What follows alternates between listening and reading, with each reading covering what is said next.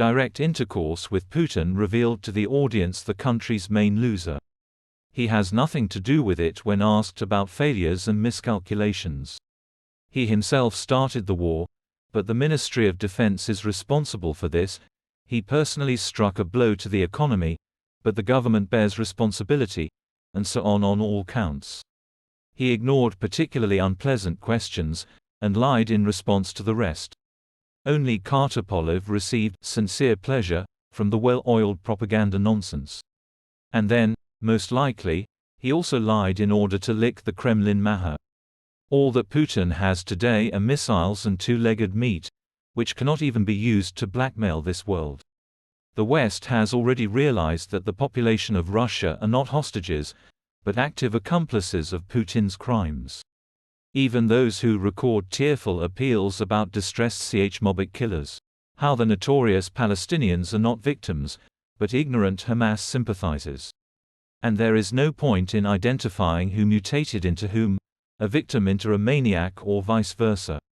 There is a war going on, started by Russia, and on Thursday its leader promised not to stop until all goals are achieved. He does not specify which ones exactly, because only he should know the final plan. And the truth is very simple. As long as nothing physically threatens him, he finds this world tolerable. As soon as he feels mortal danger for himself and his power, he will sweep away this universe to hell. Because he has nuclear weapons, inherited from the Red Barbarians. And because, why do we need a planet if there is no Russia on it, and Putin himself as its eternal ruler? Putin enters his fifth term surrounded by enemies. Almost everyone already wants his death. Ukraine, which is understandable, the USA, which is also understandable, and now Israel and Germany.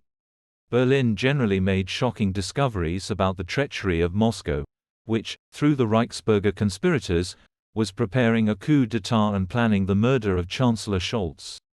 Now that 27 conspirators have been charged, the SPD leadership, led by Scholz, made strong statements at the party congress, repenting of their previous mistakes and delusions. And on Thursday, during the EU summit, Scholz harshly advised the pro-Putin Orban to go for coffee, after which everyone who remained voted to invite Ukraine and Moldova to negotiations on joining the European Union. The reversal is obvious. Europe and the United West have finally realized who they are dealing with, and that Putin will not be satisfied with Ukraine alone. Moreover, it will not crawl away even in the event of impending defeat.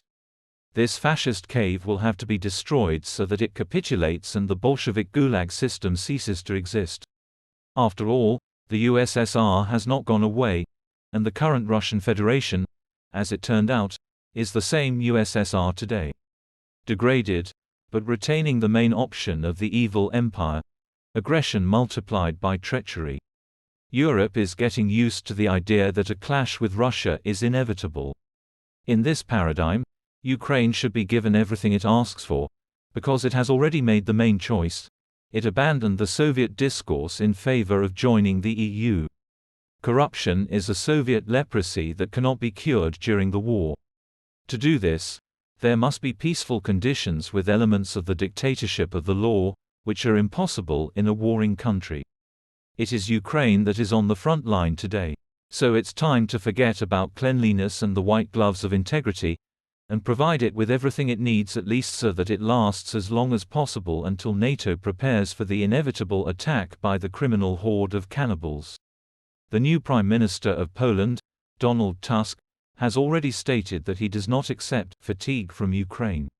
And, no matter how Wilders and Fico frown, for them Putin is a terrible dictator, and the Russian bear is a threat that could break into their homes tomorrow. Finland will sign a defense cooperation agreement with the United States on December 18, deploying American troops along the border with Russia. To prepare for a conflict with the Russian Federation, the U.S. military will be given unhindered access to 15 facilities and areas where they can store military equipment and ammunition. Estonia announced a new package of military aid for Ukraine worth €80 million. It will include anti-tank missiles, boats, vehicles, machine guns, ammunition and diving equipment. By the way, The U.S. Senate postponed the Christmas holiday and will vote on providing funding for military assistance to Ukraine for 2024. Voting will take place next week. Republican Party spokesman John Thune reported progress in aid negotiations. Because, if you want peace, prepare for war. However, not even that. Peace with Putin is impossible. And the entire zone of the Russian Federation is collective Putin. And it must be destroyed for the sake of the survival of humanity.